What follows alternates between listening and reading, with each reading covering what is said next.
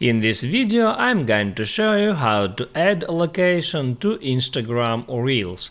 That is quite simple and easy to do, so let's begin.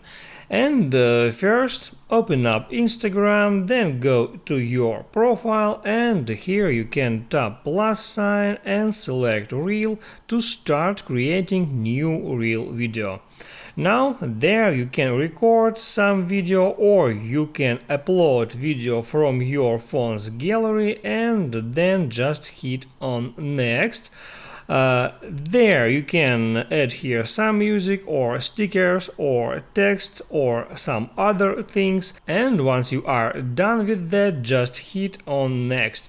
And on that step you can write a caption, edit a cover of a reel, and here you can hit at add location to add the location where this reel was made.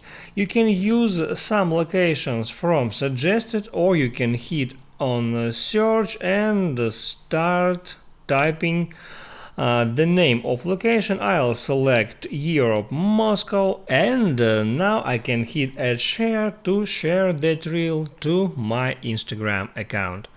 That's how it works, guys. If this video helped you out, don't forget to like and subscribe.